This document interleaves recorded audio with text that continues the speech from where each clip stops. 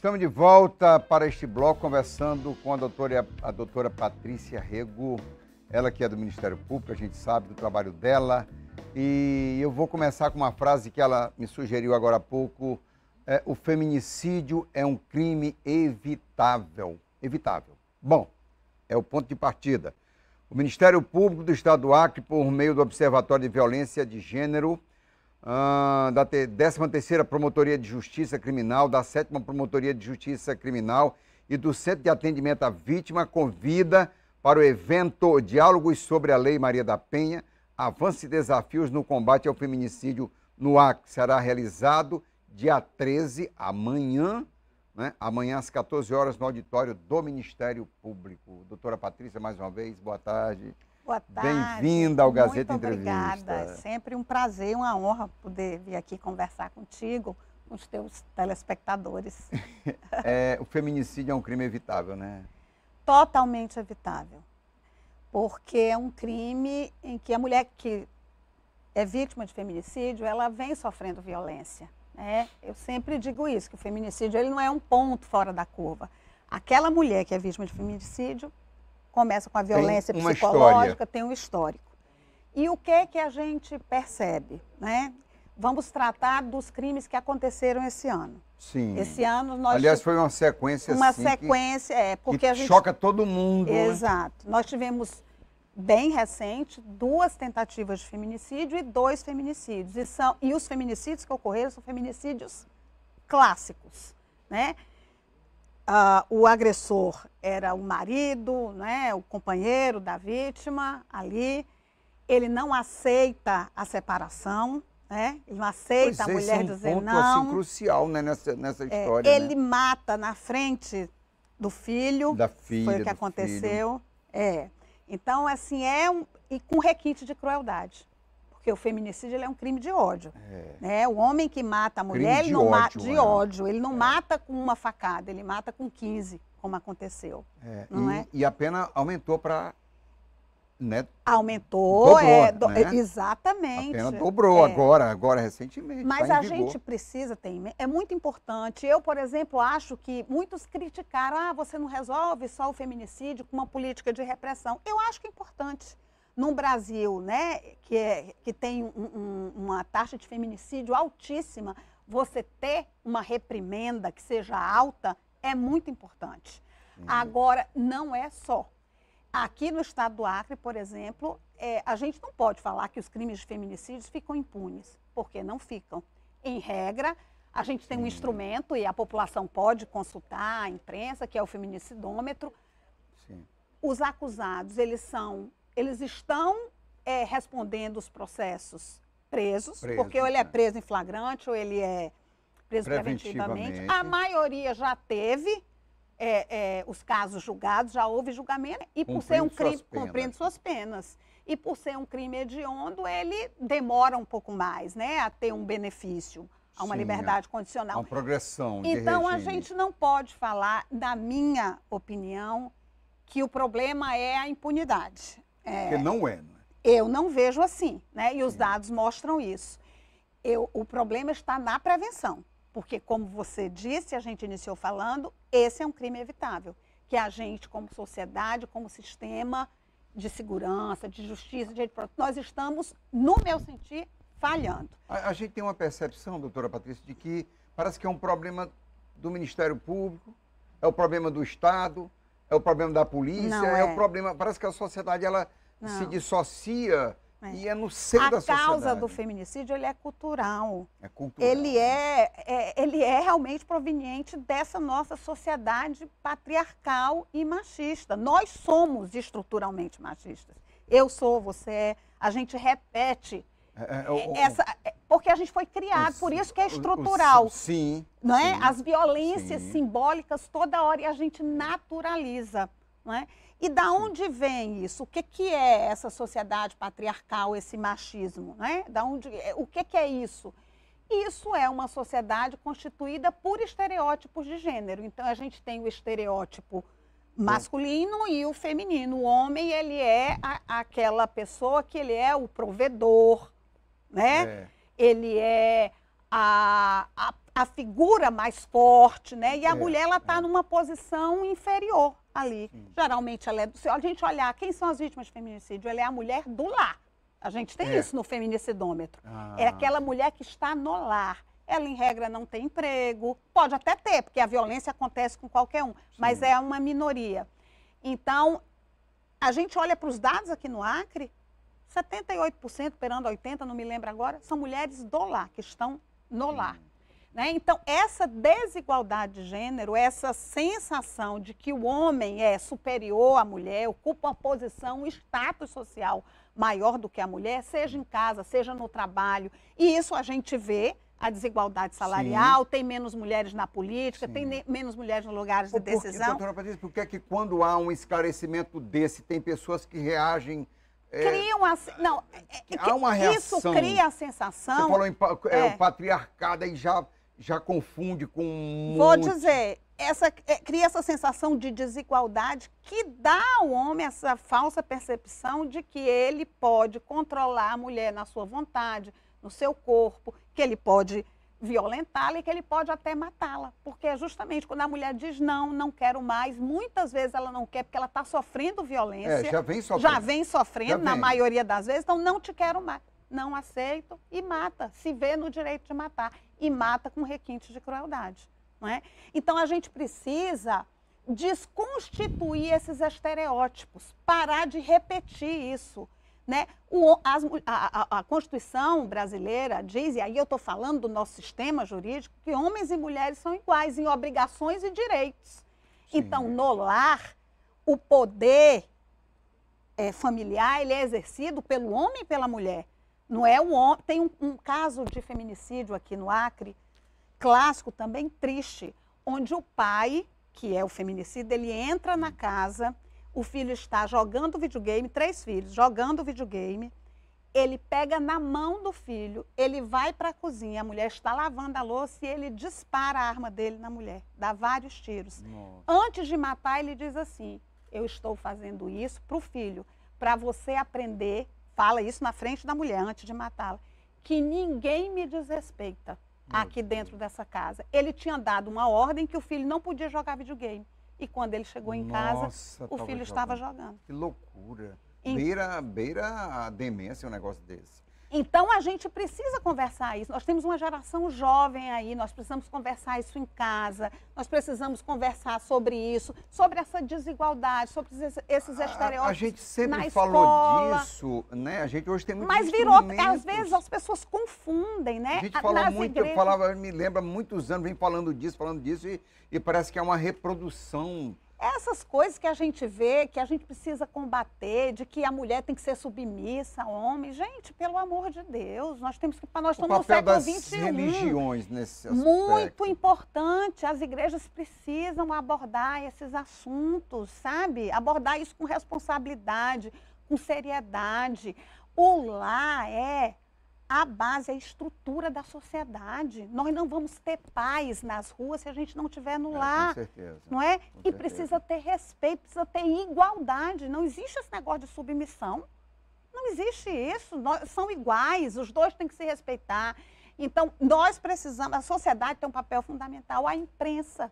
A linguagem que a imprensa usa, temos que ter cuidado com isso. Eu acredito, né? Inclusive na abordagem dessas notícias, do próprio fatos, feminicídio, dos fatos. Como se dá... Temos que ter muita responsabilidade para que a gente não vitimize mais essa mulher, para que a gente não gere mais violência. Então, a gente precisa se educar, não é? Sim. A gente estava com a entrevista da primeira mulher na CISA. É o que ela falou mesmo, isso é muito simbólico. Empoderamento feminino. Ela disse que está há 20 anos na CISA e só agora é a presidente. É a presidente. Né? A CISA tem um papel fundamental, né? O setor privado, de buscar igualdade, de educar os seus empregados, né? De fazer essa conscientização. Sabe, é muito importante, eu espero que a Patrícia possa ter sensibilidade, e eu sei que ela tem. Doutora Patrícia, existe no seu trabalho, por exemplo, o feminicida, né? Condenado, está condenado agora, está preso, cumprindo pena. Existe algum trabalho de aproximação para um esclarecimento, essas pessoas se mostram arrependidas? Tem algum que pode servir de exemplo para outros homens? Nós não temos nenhum trabalho de pesquisa, de aprofundamento disso aqui no estado do Acre. Fator psicológico. Agora, existe um trabalho fantástico que é feito pelo Poder Judiciário, em parceria com os demais órgãos do sistema de justiça, são os grupos reflexivos de homem, né? Sim, mas esses são aqueles que cometem violência doméstica. Não, então, o feminicídio. Ele é sentenciado a participar de um curso de educação, de esclarecimento. Exatamente, para perceber que aquilo que ele cometia, que aquilo que ele, né, muitas vezes ainda está cometendo é uma violência contra a mulher. E é muito interessante, eu acho que é fundamental, assim, e tem de fato tido impacto na vida dessas pessoas. Nós tivemos recentemente uma série de casos de tentativa de feminicídio e feminicídio também. Comparado com os números que o Ministério Público tem, há uma redução nos casos? Há uma porque redução. Nos assusta o que a gente vê agora. O que acontece? Nos últimos dias a gente teve essa sequência. Nós tivemos 2 tentativas de feminicídio e 2 feminicídios bárbaros. Foi caso de Tarauacá, me parece, né? Exatamente. Tivemos aquele caso também da violência sexual, né? Do abuso sexual. Então foi assim uma sequência, as pessoas se assustaram e tudo. Mas o fato é que a gente tem o registro disso, nós começamos a fazer análise desses dados, tanto nacionalmente quanto no estado, a partir de 2018. E em 2018 nós tivemos 14 vítimas de feminicídios, são vidas, né, que foram tiradas. Meu Deus. E esse ano, até agora, nós tivemos 7. Então, se a gente fizer uma comparação em número absoluto ali, nós tivemos uma redução até agora, o ano não terminou, mais de 50%. E espera-se que não aconteça mais. Espera-se, torcemos. E não deve acontecer, porque o nosso desafio é esse. Essas mulheres poderiam estar vivas, porque o feminicídio é evitável e eu vou te dizer por quê. Se a gente olhar para os dados de medida protetiva, eu vi que depois desses casos, a imprensa abordou muito, as redes sociais, mas a medida protetiva não é eficiente.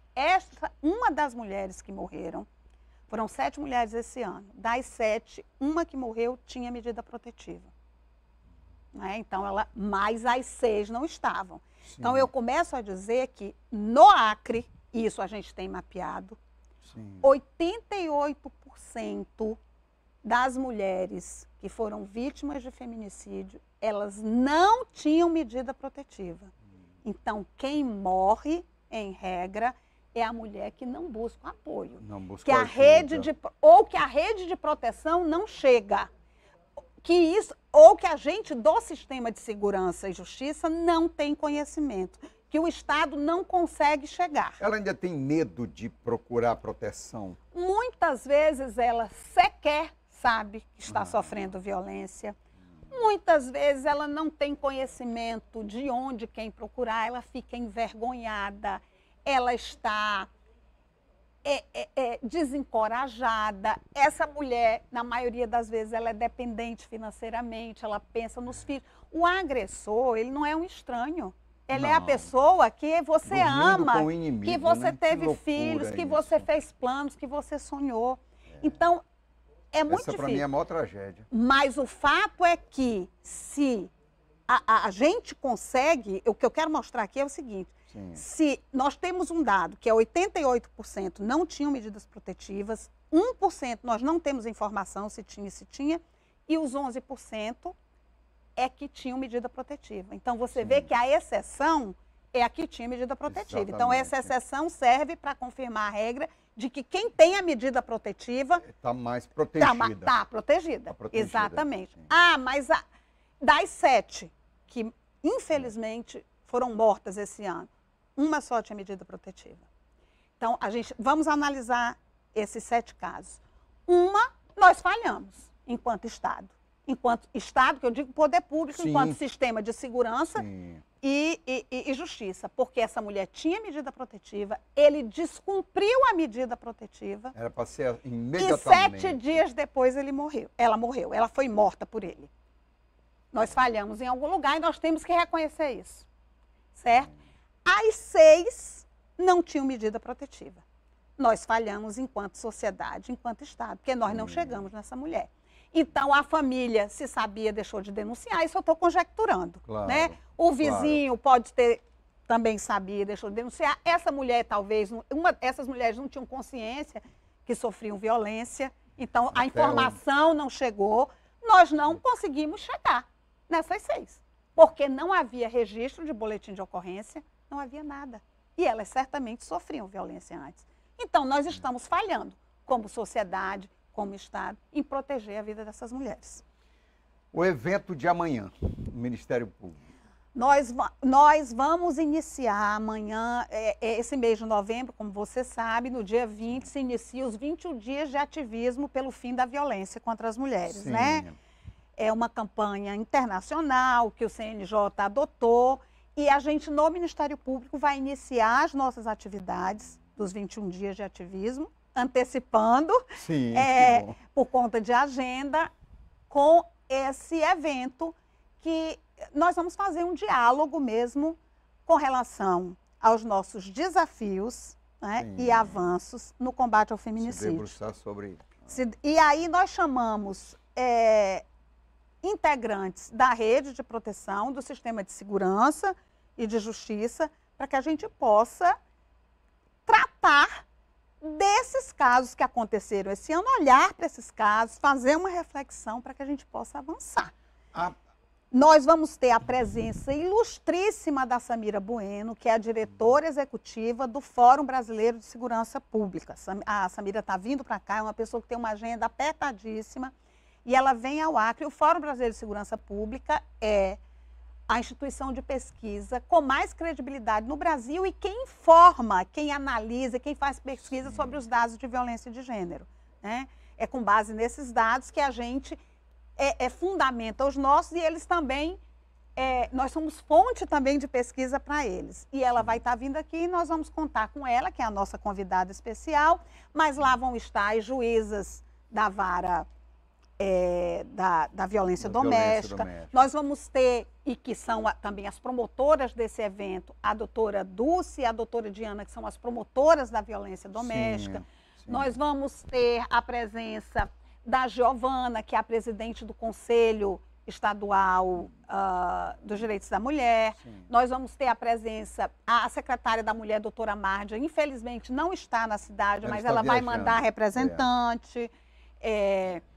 Nós vamos ter a presença da delegada, da doutora Helenice, da OAB, né, e do movimento social e de várias outras pessoas. Vai acontecer no auditório do Ministério Público. No auditório do Ministério Público, a partir das 14. Nós estamos convidando todos os setores da sociedade, não é só para o sistema de justiça e segurança pública, mas a gente convida também, estamos convidando estudantes, o pessoal da rede de proteção, a imprensa, e a sociedade em geral, porque esse é um tema que interessa a todos nós.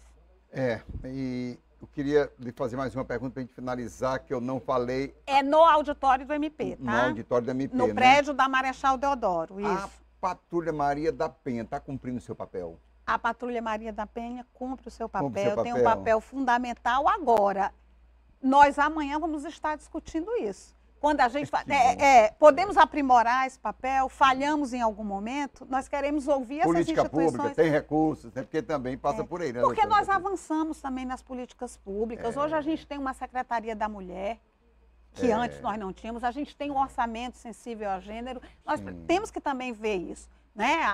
Nós avançamos. Agora, temos os gargalos, e nós tivemos a perda de 7 vidas, né? Então, a gente precisa ver como é que a gente faz, porque nós queremos feminicídio zero. Esse é o nosso objetivo. Nós não podemos mais tolerar isso, que mulheres morram todos os dias nas suas casas, que elas estão nas suas casas, no seu período de descanso, pelos seus maridos e companheiros, na frente dos seus filhos e com requinte de crueldade. Nós não podemos tolerar mais isso. Feminicídio tem que ser zero. Nós temos que zerar o feminicídio. E é possível. Doutora Patrícia, muito obrigado pela sua vinda aqui mais uma vez no Gazeta Entrevista. Obrigado pelas informações. Eu que agradeço. E convido todos a estarem amanhã. Ficamos por aqui. Muito obrigado pela audiência. Sempre em nome de Verágua. Amanhã no